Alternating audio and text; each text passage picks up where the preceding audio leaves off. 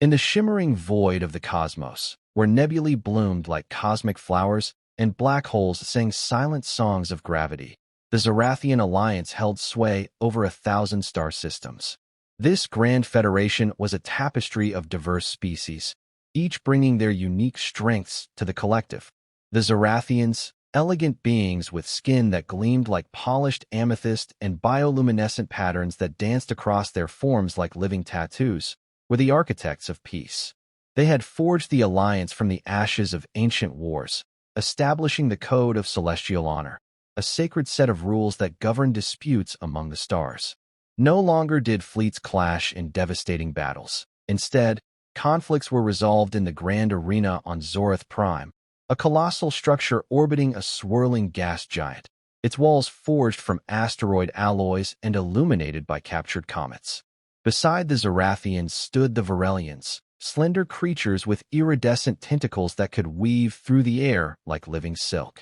Their telepathic minds allowed them to commune across vast distances, sensing emotions and intentions with eerie accuracy. They were the diplomats, the weavers of alliances, but their gift bred arrogance.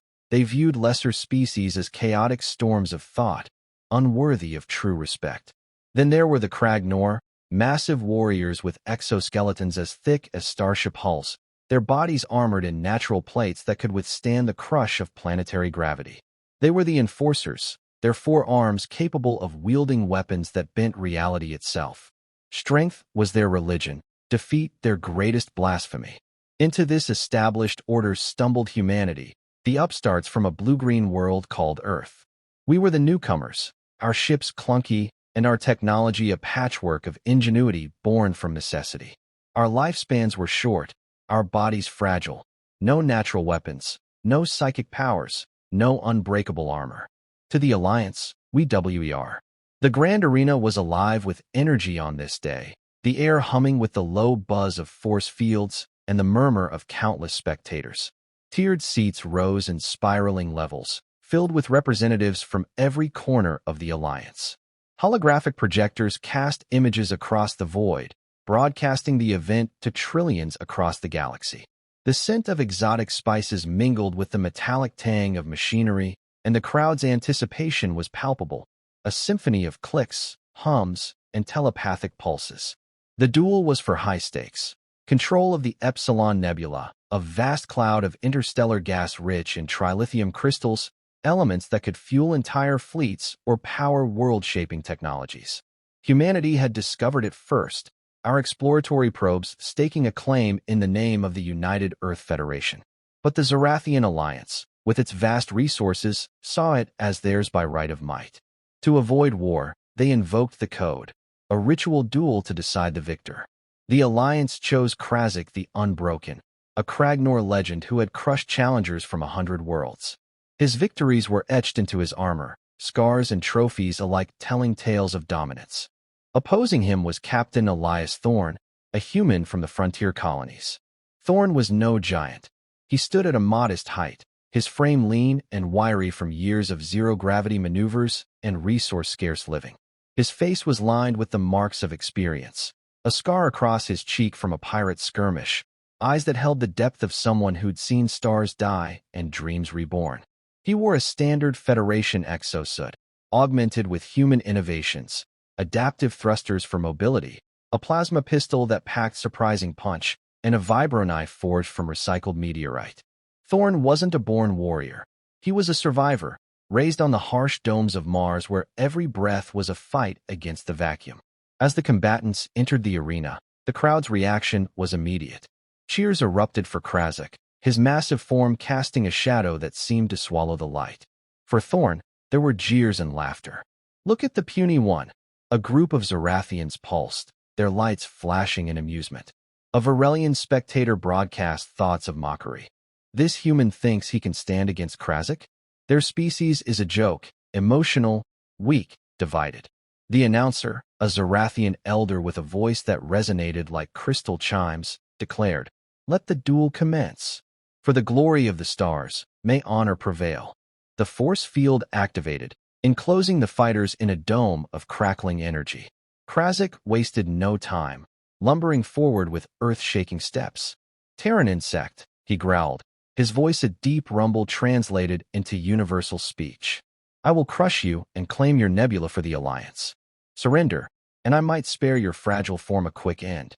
Thorn circled slowly, his stance balanced, eyes locked on his opponent.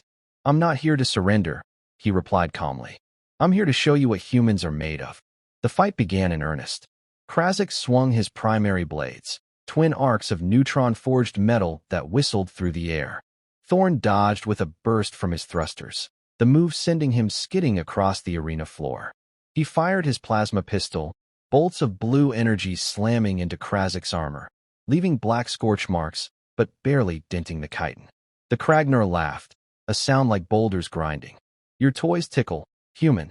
The crowd roared in approval.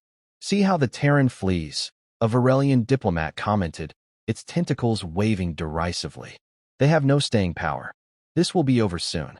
Thorn pressed on, his mind racing. He remembered his training back on Earth, simulations where he'd faced worse odds. Humans didn't have natural advantages, but we had strategy, adaptability. He feinted left, then struck with his vibro knife, aiming for a joint in Krasik's armor. The blade bit in, drawing a trickle of ichor, but Krasik's secondary arms grabbed Thorn, lifting him off the ground. Pitiful, Krasik sneered, slamming Thorn into the ground. The impact cracked the exosuit's plating, warning lights flashing in Thorn's visor.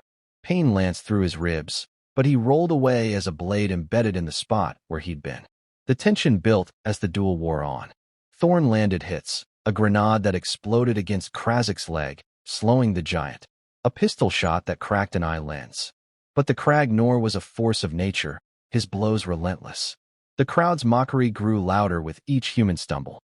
How long until he breaks? Zorathians chanted. Varelians projected images of human history, our wars, our failures, as proof of inferiority. They destroy themselves. What chance against us? Thorn's breath came in gasps, his suit's power dwindling.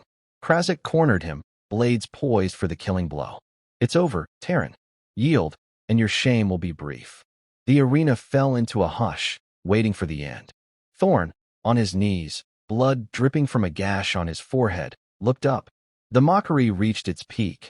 Laughter, jeers, telepathic waves of contempt washing over him. But then, Thorn spoke, his voice steady despite the pain. You think this is the end because I lost? You mock me for falling? That's your biggest mistake. We humans, we don't see loss as defeat. We see it as the first step to victory. The words silenced the crowd. Confusion rippled through the ranks. What was this? A desperate plea? Krasik tilted his head, blades hovering. What nonsense do you spout, loser? Thorn pushed himself to his feet, ignoring the agony. Let me tell you a story from Earth.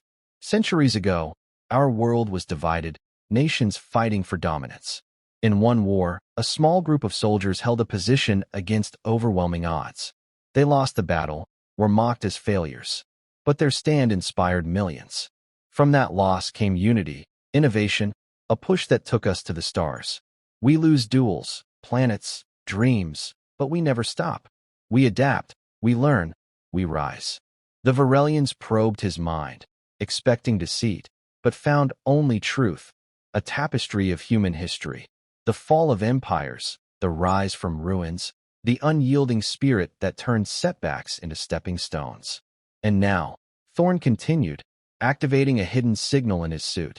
Let me show you what that means. From the edges of the Epsilon Nebula, human ships decloaked, not destroyers, but builders. Sleek vessels equipped with nanofabricators and quantum assemblers. They swarmed the nebula, beams of light weaving structures from the gas clouds themselves. Habitats formed, mining platforms deployed, research stations bloomed like flowers in the void. The Alliance's sensors went wild, fleets mobilizing in alarm. What is this sorcery? Krasik demanded, lowering his weapons in bewilderment. No sorcery, Thorn said, a smile breaking through the blood. Preparation. While you focused on this duel, on proving superiority through force, we were planning for the future. These outposts aren't just human, they incorporate your tech. Zorathian energy cores for efficiency, Varelian psychic interfaces for communication, Kragnar armor for durability. We studied you, respected you, and built something better together. And now, Thorn continued, activating a hidden signal in his suit. Let me show you what that means. From the edges of the Epsilon Nebula, human ships decloaked, not destroyers, but builders. Sleek vessels equipped with nanofabricators and quantum assemblers. They swarmed the nebula, beams of light weaving structures from the gas clouds themselves. Habitats formed, mining platforms deployed, research stations bloomed like flowers in the void. The Alliance's sensors went wild, fleets mobilizing in alarm. What is this sorcery? Krazek demanded, lowering his weapons in bewilderment. No sorcery, Thorn said, a smile breaking through the blood. Preparation. While you focused on this duel, on proving superiority through force, we were planning for the future. These outposts aren't just human, they incorporate your tech. Zarathian energy cores for efficiency, Varelian psychic interfaces for communication, Kragnor armor for durability. We studied you, respected you, and built something better together. And now, Thorn continued, activating a hidden signal in his suit. Let me show you what that means. From the edges of the Epsilon Nebula, human ships decloaked, not destroyers, but builders. Sleek vessels equipped with nanofabricators and quantum assemblers. They swarmed the nebula, beams of light weaving structures from the gas clouds themselves. Habitats formed, mining platforms deployed, research stations bloomed like flowers in the void. The Alliance's sensors went wild, fleets mobilizing in alarm. What is this sorcery? Krazek demanded, lowering his weapons in bewilderment. No sorcery, Thorn said, a smile breaking through the blood. Preparation. While you focused on this duel, on proving superiority through force, we were planning for the future. These outposts aren't just human, they incorporate your tech. Zarathian energy cores for efficiency, Varelian psychic interfaces for communication, Kragnor armor for durability. We studied you, respected you, and built something better together.